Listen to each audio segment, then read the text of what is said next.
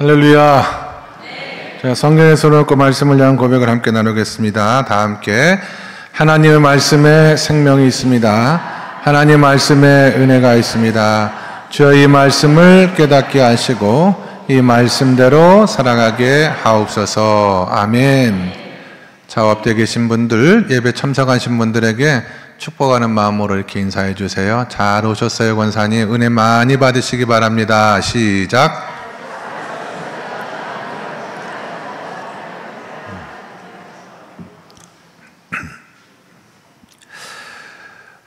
지난주 월요일과 화요일에 우리 광주노예 서부시찰의 목사님들과 사모님들 수련회 일정이 있었습니다. 그래서 경상도 거제로 가서 이제 수련회를 하게 되었는데, 첫째 날 저녁이죠.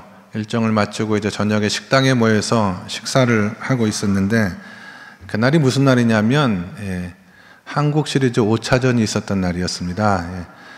광주 챔피언스 필드에서 5차전이 진행되고 있는 그 날이었는데, 이상하게 경상도는 조용해요. 그러니까 광주 같으면 벌써 식당들마다 다 TV 틀어놓고 응원하고 또 난리 났을 텐데, 너무나 거기는 골프를 틀어놨더라고요. 다른 걸 틀어놔가지고 참 다르다. 제가 어떤 젊은 목사님한테 물어봤어요. 지금 어떻게 됐습니까? 물어봤더니 그 목사님이 딱 핸드폰을 보시더니, 목사님 지금 3회인데 5대2로 지고 있습니다. 그러더라고요. 아, 지고 있군요 했는데, 놀라운 것은요, 거기 앉아있는 우리 목사님들 있지 않습니까? 어느 한 분도 기아가 질 거라고 생각하는 분이 한 분도 없는 거예요. 이게 뭔 믿음인가, 제가. 근데 그분들이 하시는 말씀이, 목사님 한 3회에 5대2 정도면 얼마든지 뒤집을 수 있습니다. 다 그렇게 생각하고 말씀을 하시는데, 아, 이게 강팀의 마인드가 이런 거구나. 지금 지고 있지만 이 경기는 지는 것으로 끝나는 것이 아니라 반드시 우리 팀은 역전해서 이 경기를 승리로 마칠 것이다. 그런 마음에 어떤 확신 같은 게 있는 거예요. 약팀은 반대 아니겠습니까? 지금 크게 이기고 있어도 약팀은 언제 경기가 뒤집어져서 우리가 지게 될지 모르는 그런 불안한 마음으로 끝까지 조마조마하게 응원하는 것이 약팀이라면, 강팀은 달라요. 그리고 목사님들이 말씀하셨던 것처럼 5회가 되니까 5대5 동점을 딱 만들고, 6회가 되니까 6대5로 딱 역전을 해가지고 말이죠. 결국은 그 경기가 기아의 승리로 끝나서 12번째 한국 시리즈 우승을 이제 거머쥐는 그런 날이었습니다. 지고 있지만 질 것 같지 않고 결국은 이길 수밖에 없다라고 하는 그런 승리의 확신이 저는 신앙생활에도 매우 필요하다라고 생각을 해요. 우리는 그것을 승리의 확신이라고 말하거든요. 우리가 어떤 상황 가운데 있을지라도 하나님이 우리와 함께 하시면 우리는 반드시 승리한다라고 하는 이 믿음이 오늘 예배하는 저와 여러분 모두의 믿음이 되시기를 예수님의 이름으로 간절히 축원합니다. 재밌는 것은 여러분 성경 전체를 다 찾아볼 때 성경에서는 성공이라는 말을 거의 사용하고 있지 않습니다. 성공이라는 말 대신에 구약 성경에서는 형통이라는 말을 더 많이 사용하고요. 그리고 성경 전체를 놓고 보면은 성공이라는 말 대신에 승리라는 말을 훨씬 더 많이 사용하고 있는 것을 볼 수가 있거든요. 이유가 있습니다. 성경에서 말하는 성공이라고 하는 것은 다분히 세상적이고 물질적인 것과 연관되어져 받는 복을 말하거든요. 그 반면에 승리는 영적이고 하늘의 복에 가깝습니다. 성공이라고 하는 것이 인간의 본성과 마음의 욕망과 매우 연결되어진 그런 단어라고 한다면, 승리라고 하는 것은 하나님의 소원과 연결되어져 있기 때문에 찾아보세요. 성경의 구약 성경에도 성공이란 말이 2번 정도밖에 나오지 않아요. 대부분의 성경은 승리라고 번역이 되어 기록되어 있는 것을 우리가 볼 수가 있습니다. 오늘은 우리가 다윗의 시편의 말씀을 함께 살펴볼 텐데요. 사실 이 말씀은 지난주 목요일날 제가 새벽 기도를 인도할 때 나눴던 말씀 중에 하나입니다. 제가 원래는 오늘 설교하려고 한 내용이 따로 있었어요. 기도에 관해서 이번 주도 설교하겠다 생각을 하고 있었는데, 그날 새벽에 받았던 은혜가 너무나 커서 내가 이 은혜는 우리 성도들과 함께 한 번 더 나누어야겠다는 마음의 감동이 있어서 오늘 시편 57편의 말씀을 가지고 우리가 함께 은혜를 사모하도록 하겠는데요. 자, 이 말씀이 배경이 되는 부분이 그 1절 말씀 바로 위에 제목 가운데 기록이 되어져 있는 것을 볼 수가 있습니다. 보시면 다윗의 믹담시 인도자를 따라 어디 있는지 아시겠어요? 인도자를 따라 알다스엣에 맞춘 노래. 그럼 믹담시가 뭔지 또 알다스엣에 맞춘 노래가 뭔지 정확하게 알려있지는 않습니다만은 믹담이라고 하는 것은 이렇게 돌에 새겨진 어떤 시의 그런 내용들이었다, 그런 표현이 맞는 것 같고요.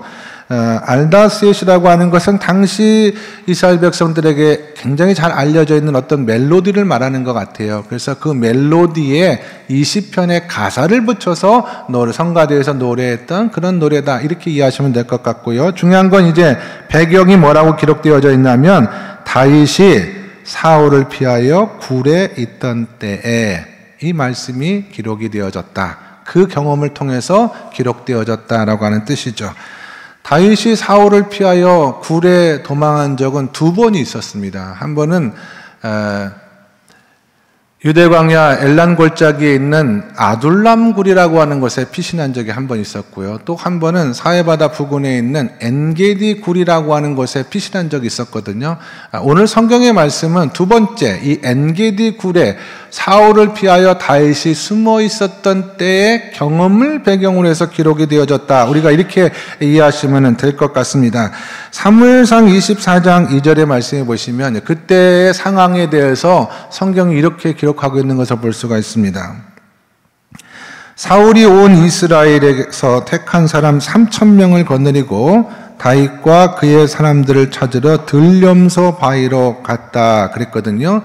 이 엔게디 할 때 게디라고 하는 말이 들염소라는 뜻이에요. 그래서 지금도 엔게디에는 들염소가 많이 있다고 하더라고요. 그러니까 사울 왕이 다윗을 잡기 위하여 3,000명의 병사를 이끌고 엔게디 굴에 갔을 때의 일입니다. 그런데 이게 처음이 아니에요.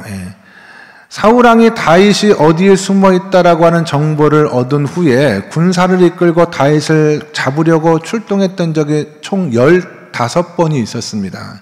엔게디 굴 속에 숨어 있는 다윗을 잡으려고 갔던 것은 9번째 출동한 이야기예요. 맨 처음에는 높당이라고 하는 곳에서 처음 다윗을 붙들려고 출동했다가 실패합니다. 다윗이 목숨을 겨우 건짐을 받고 블레셋 땅 가드로 도망하였어요. 거기서 자신의 신분이 들통이 나니까 미친 사람 행세하면서 겨우 목숨을 건져서 다시 유다 땅으로 들어왔습니다. 그래서 피해 숨은 곳이 아둘람 굴이라는 곳이거든요. 그때 다윗을 따라다녔던 피난민들이 한 400명 정도가 그 굴에 함께 거했다라고 성경은 말해요. 그 다음에는 모압으로 도망갔습니다. 부모님을 데리고 모압으로 도망갔고요. 5번째로는 마사다라고 하는 곳에 숨었고, 6번째는 헤렛 수풀이라고 하는 유다 강에 있는 헤렛 수풀에 숨었고, 7번째는 그일라, 8번째는 호레시, 그리고 9번째 드디어 이제 엔게디의 굴 속에 숨어 있을 때 사울 왕이 3,000명의 병사를 이끌고 쫓아온 것이다라고 성경은 말하고 있습니다. 너무하죠. 한두 번도 아니고 말이죠. 한두 번은 어떻게 겨우 목숨을 건질 수 있어 피할 수 있었지만 이렇게 계속해서 다윗 왕을 집요하게 추적하는 그 사울의 추적 속에서 다윗은 젊은 날의 시간 대부분을 소비하게 됩니다. 그런데 여기가 끝이 아니에요. 또 10번째가 갈멜이라고 하는 곳에 피하였고, 거기서 지혜로운 아내 아비갈도 만나고, 그 다음에 또 부솔 시내로도 피하기도 하고, 십광야로 피하기도 하고, 총 15번이나 도피하는 생활이 이어졌습니다. 성경학자들은 그 시간을 전체 약 한 20년 정도로 봐요. 한 20년 정도 사울 왕에게 피하는 도망자의 삶을 다윗이 살았다라고 하는 것입니다. 어떨까요, 여러분? 여러분이 누군가의 손길을 피하여 생명의 위협을 느끼고 도망다니는 세월이 20년이라고 한다면 우리가 그 세월을 어떻게 견뎌낼 수가 있겠어요? 한두 번은 몰라도 서너 번은 내가 어쩔 수 없는 운명이다 생각하고 사력을 다해서 피할 수는 있겠습니다만은 장장 20년의 세월, 내가 가는 곳곳마다 병사들이 나를 죽이려고 추적해오는 이런 삶 가운데 다윗은 하루도 편하게 잠을 잔 적이 없어요. 그런 인생. 그러나 결국은 다윗이 승리해요. 그 모든 역경을 이겨내고 하나님으로 말미암아 승리하는 삶을 성경은 기록하고 있는 것을 볼 수가 있어요. 그러니까 다윗은 때때로 성공할 때도 있었고 때때로 실패할 수도 있었지만 다 인생 전체를 놓고 보면 하나님 앞에 다윗은 승리한 사람이었다라고 하는 것이 오늘 성경의 증언이라고 한다면, 중요한 것은 어떻게 다윗이 승리할 수 있었는가, 이거를 이 말씀을 통해서 찾아내는 것이 첫 번째 중요하고, 또 그 비결을 내 신앙과 믿음의 삶에 적용을 해서 나도 다윗처럼 하나님 앞에 승리하는 삶을 살아갈 수 있도록 인도함 받는, 이것이 매우 중요하다라고 할 수가 있겠습니다. 자, 1절의 말씀을 읽도록 하겠습니다. 시편 57편 1절 말씀 시작.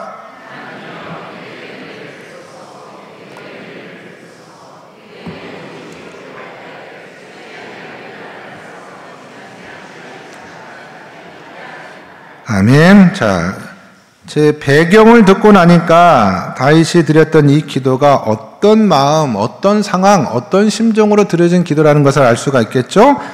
내 영혼이 주께로 피하되 주의 날개 그늘 아래에서 이 재앙들이 지나기까지 피하리이다 그랬습니다. 자, 4절 말씀도 읽어보도록 하겠습니다. 4절 말씀 시작. 내 영혼이 사자들 가운데에서 살며 내가 불사르는 자들 중에 누웠으며 곧 사람의 아들들 중에라. 그들의 이는 창과 화살이요 그들의 여는 날카로운 칼 같도다. 아멘.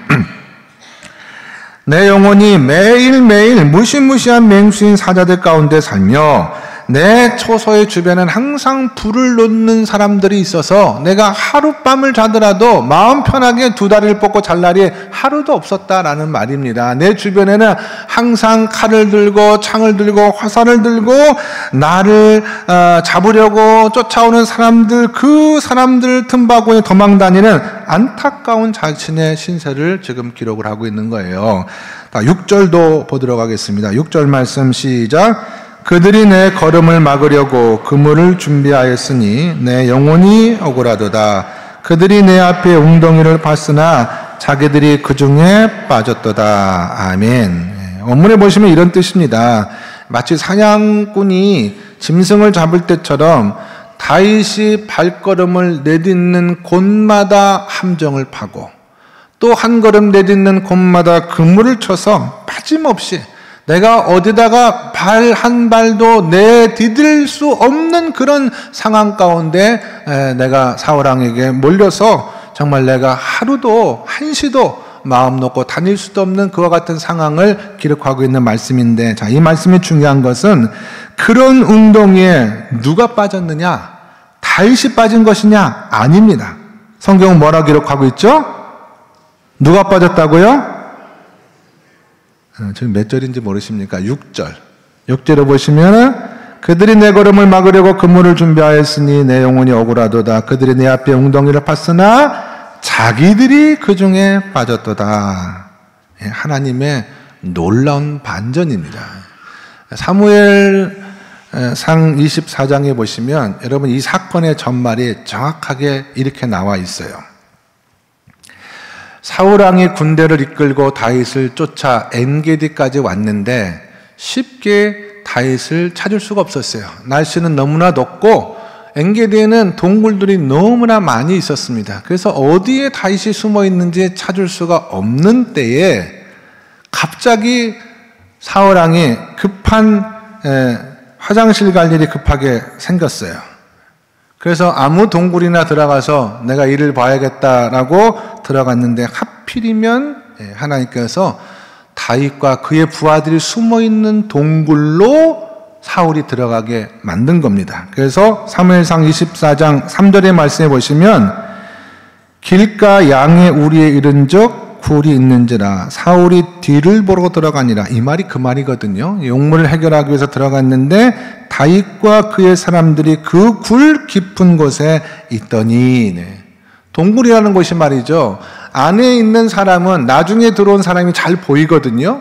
그런데 나중에 동굴로 들어간 사람은 앞이 캄캄하니까 안에 누가 있는지 알 수가 없는 거예요. 그래서 사울이 가만히 홀로 있는 줄 알고 뒤돌아 앉아 용변을 보고 있는데, 자, 이 상황에 여러분 같으면 어떻게 했겠냐 이 말이죠. 사울왕이 지금 다윗의 손아귀에 있는 거거든요. 원수입니다. 20년 동안 자기의 생명을 집요하게 추적했던 원수 중에 원수죠. 만약 이날 다윗이 사울왕을 죽일 수만 있었다라고 한다면 이제 다윗은 자유의 몸이 되는 거예요. 더 이상 도망다니는 신세가 아니에요. 그러니까 저 같으면 그냥 확 눌러가지고 말이죠. 칼로 푹 하고 찔러 죽이겠다는 게 아니라 그럴 상황이었다는 것을 말씀드리는 것입니다. 다윗의 부하들도 말하거든요. 성경에 보면 왕이시여 지금이 절호의 찬스입니다. 하나님께서 주신 기회예요. 그러니까 여기서 사울과의 이 질기디 질긴 악연을 끊어냅시다 라고 이야기를 하는데, 그러나 다윗은 어떻게 했어요? 사울왕의 옷자락만 살며시 베어버리고 그의 생명을 살려줍니다. 그리고 성경에 다윗이 말하기를 자기 사람들에게 이르되 내가 손을 들어 여호와의 기름 부음을 받은 내 주를 치는 것은 여호와께서 금하시는 것이니 그는 여호와의 기름 부음을 받은 자가 됨이니라 그럽니다. 다윗이 사울을, 원수지만 다윗이 사울을 죽일 수 없었던 딱 하나 이유가 있었는데 그것이 무엇이냐? 사울왕은 하나님의 기름 부음을 받은 왕이다. 내가 사람으로서 어떻게 하나님께서 기름 부음 받은 하나님의 종을 해할 수가 있겠느냐? 그토록 오랜 세월을 사울에게 그렇게 당했음에도 불구하고 지긋지긋한 죽음의 두려움과 공포에 매여 살다가 이제 복수할 절호의 기회가 왔는데 살려주는 거예요. 아무것도 모르는, 영문을 모르고 사울이 이제 굴 밖에 나갔을 때 다윗이 자기가 비웠던 사울의 옷자락을 손에 들고 사울에게 이렇게 울면서 이야기를 합니다. 내 아버지여, 내 손에 있는 왕의 이 옷자락을 보십시오. 왕은 내 생명을 해하려고 군사들을 보내고 또 보내고 나를 죽이려고 했지만 나는 왕을 죽이려고 하는 마음이 하나도 없습니다. 하나도 없습니다. 왕은 내 생명을 찾아 해하려 했지만 나는 왕에게 범죄한 일이 하나도 없어요 라고 울면서 얘기하니까 돌아가는 전후 사정을 그때서야 사울이 깨달은 거예요. 그리고 내 아들 다윗아 하면서 그도 눈물을 흘리면서 다윗에게 말을 합니다. 한 번도 사울은 자기의 사위였음에도 불구하고 다윗을 향해서 내 아들 다윗아 이렇게 말한 적이 없어요. 항상 사울에게서 다윗은 2세의 아들이었거든요. 근데 처음으로 내 아들 다윗아 하고 눈물을 흘리면서 말하기를 나는 너를 악하게 대했는데 너는 나를 선하게 대하는구나. 너야말로 정말 의로운 사람이다. 하나님이 너를 이스라엘의 왕으로 세우고 그 나라를 견고히 세울 줄을 내가 안다 라고 울면서 헤어지는 장면을 성경은 기록을 하고 있습니다. 이게 엔게디 사건, 엔게디 굴 속에서 일어났던 사건의 전말인데요, 이처럼 원수를 감동시키고 그처럼 강팍했던 사울의 눈에서 눈물을 흐르게 만들었던 이 사건을 경험하고 다윗은 완전히 달라졌어요. 완전히 달라졌어요. 7절과 8절의 말씀을 우리가 함께 읽어보도록 하겠습니다. 7절과 8절 시작. 하나님이여 내 마음이 확정되었고 내 마음이 확정되었사오니 내가 노래하고 내가 찬송하리로다. 내 영광아 깰지어다. 비파야 수금아 깰지어다. 내가 새벽을 깨우리로다. 아멘. 두 가지죠. 이 사건을 경험하고 다윗은 자기가 어떤 상황 가운데 있을지라도 하나님은 나를 보호해 주시는구나 라고 하는 사실 하나를 크게 깨달았고요. 또 하나는 이제 사울의 시대는 지나갔구나. 하나님이 나를 통해서 새로운 시대를 이끌어 가시는구나 라고 하는 것을 확신하고 또 확신하게 되었습니다. 여기 확정되었고 내 마음이 확정되었다라고 하는 말은 그런 의미거든요. 우리가 물건을 사기 위해서 가게에 들어갔는데 눈에 띄는 물건 아무거나 들고 나오는 사람은 없잖아요. 이 물건이 정말 나에게 필요한 건지 괜찮은 물건인지 가격은 적당한지 우리가 살펴본 후에 마음을 정하고 그 물건을 사는 거거든요. 그게 확정하다라는 이 말의 뜻입니다. 결혼할 때도 마찬가지예요. 길 가다가 아무 남자나 아무 여자나 붙들고 나랑 결혼해 주세요 말하는 사람은 없다 이 말이죠. 선을 보고 소개를 받고 데이트를 해보고 정말 이 사람이 좋은 사람인지 괜찮은 사람인지 내가 사랑할 만한 사람인지 이것저것 살펴본 후에 내 마음의 중심에서 정말 이 사람이면 됐다라고 결정이 되었을 때 결혼이 성립되는 것 아니겠습니까? 그게 확정되었다는 말씀의 뜻이거든요. 다윗은 생각해 보았어요. 내가 비록 도망당하는 형편에 있지만 이렇게 생각하고 저렇게 생각하고 아무렇게나 생각해 봐도 도무지 사울은 자기 목숨을 더 이상 해할 수 없을 것 같아. 하나님이 나를 눈동자처럼 보호해 주시고 하나님의 능력의 손에 나를 딱 붙들어 주기 때문에 나는 결코 죽을 것 같지 않다는 마음에 확신이 딱 들어간 거예요. 그래서 마음을 확정하고 하나님 앞에 노래하기 시작했는데 이때 놀라운 일이 벌어지게 됩니다. 다윗을 둘러싸고 있었던, 지금까지 그가 마음속에 눌려있던 모든 두려움과 염려와 근심이 한순간에 사라지는 그런 은혜를 경험하게 돼요. 마음이 하나님께로 딱 정해지니까, 하나님은 나를 반드시 지켜주신다라고 하는 그 믿음으로 내 마음을 확정하니까 더 이상 다윗은 두려움과 염려와 근심 가운데, 사실 지난날 다윗은 진짜 단 하루도, 20년 동안 단 하루도 발 뻗고 잔 적이 없어요.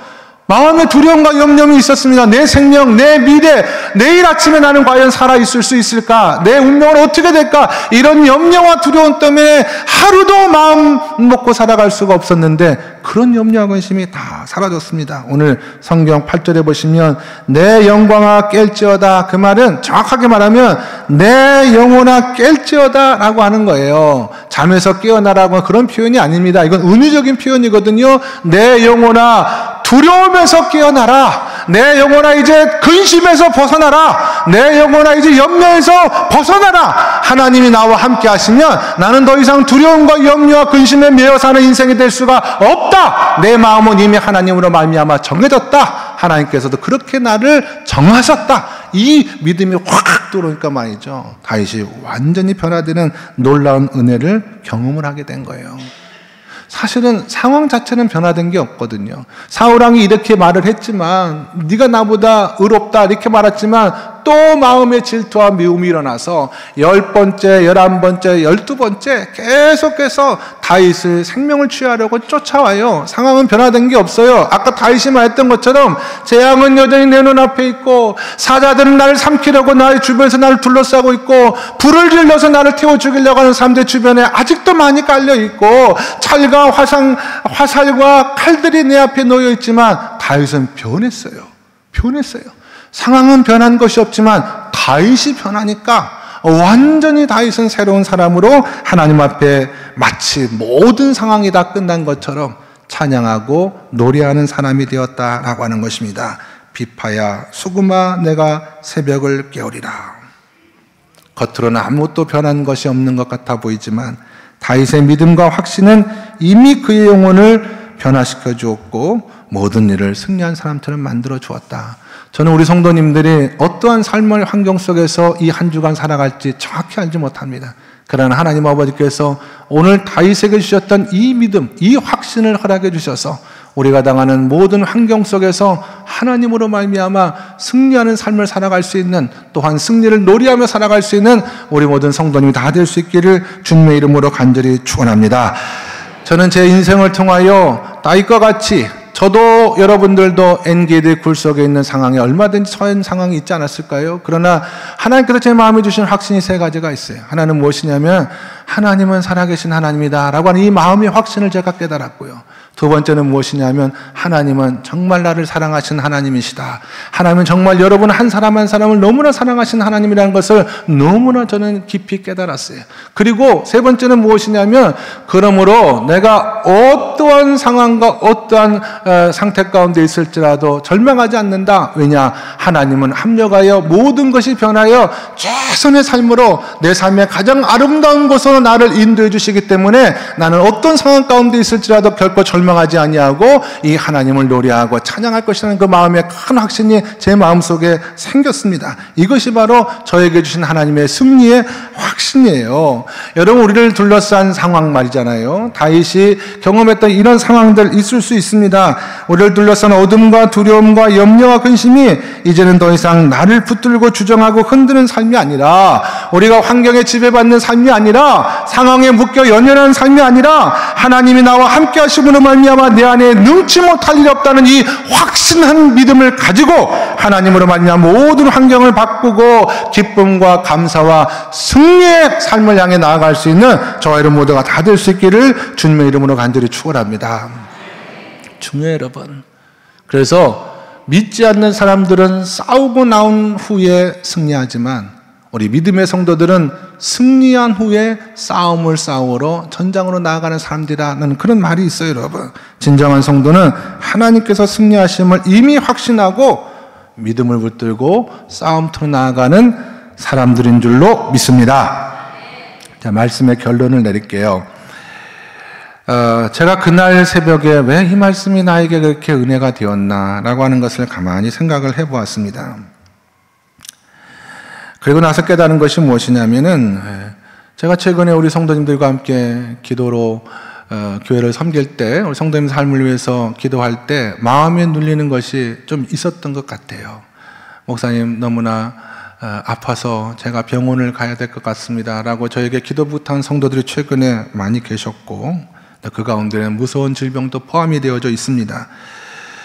또 신방 가서 성도들과 함께 기도할 때 가정의 구원을 위해서 기도해달라고 부탁하신 성도님들, 또 자녀들을 통하여 일어나는 일들 하나하나 안타까운 사연들을 들으면서 제가 기도의 자리에서 기도할 때마다 너무나 안타깝고 마음이 무겁고 눌리는 부분이 분명 있었던 것 같아요. 그런 환경 속에서 제가 이 말씀을 읽은 거예요. 하나님이여 내 마음이 확정되어 싸우니 내 인생의 어두움은 이제 다 지나갔습니다. 내 영혼아 깰지어다. 비파야 수금아 깰지어다. 내가 새벽을 깨운다라고 하는 이 다윗의 이 고백이 얼마나 내 마음속에 은혜가 되었는지 모릅니다. 정말 가뭄의 단비처럼 내 마음속으로 밀려 들어오니까 제가 그날 너무 큰 은혜를 받았고 제 기도가 바뀌었어요. 더 이상 성도들 향한 기도 때문에 내 마음에 눌리는 것이 아니라 내 마음이 새롭게 확정이 됨으로 말미암아 이제 이 확신을 가지고 제가 기도하는 기도 제목을 다 바꿨습니다. 여러분 아프신 분이 계시다고 한다면 이렇게 기도하시기 바랍니다. 질병아 아픔아 내가 무엇이냐? 너는 결코 나를 두렵게 만들 수가 없다. 내 마음은 이미 확정이 되었고 나는 건강할 것이며 더 이상 고통과 근심이 나를 주장하지 못하게 될 것이다. 내 영혼은 이미 밝았기 때문에 예수의 이름으로 모든 질병아 나에게서 떠나가라. 이렇게 기도하시기를 주님의 이름으로 축원합니다. 새벽마다 눈물을 뿌리며 자녀를 위해서 기도하시는 분들은 이렇게 기도하세요. 악하고 더러운 영들아 내가 무엇이냐? 내가 더 이상 내 자식들을 주장할 수는 없다. 내 마음은 이미 확정이 되었고 내 자식들은 하나님 앞에 돌아올 것이며 세상과 어둠은 더 이상 내 자식들을 주장하지 못할 것이다. 내 영혼의 새벽은 이미 밝았기 때문에 악하고 더러운 영들은 내 자식의 삶 가운데 저주받고 떠나가는 역사가 일어날지어다. 이렇게 기도하시기를 바랍니다. 인생의 미래가 불투명하고 앞으로 내가 무엇을 어떻게 해야 될지 몰라 두려움 가운데 계신 분들, 사업과 직장과 이틀을 붙들고 기도하시는 분들 오늘 이렇게 기도하시기 바랍니다. 하나님, 엔게디 굴 속에서 하나님을 경험했던 다윗처럼 내 마음이 하나님으로 확정이 될 수 있게 도와주시옵소서. 내 영혼과 내 일터와 내 사업과 내 미래의 삶 가운데 함께해 주셔서 하나님으로 말미암아 승리할 수 있게 도와주시옵소서. 하나님이 나와 함께 하시면 내 삶 가운데 능치 못할 일이 없는 줄로 믿사오니 이 시간 예수의 이름으로 기도할 때 모든 두려움과 모든 염려와 모든 근심은 저주받고 다 떠나가라. 이렇게 기도하시는 저와 이런 모두가 다 될 수 있게 간절히 축원합니다.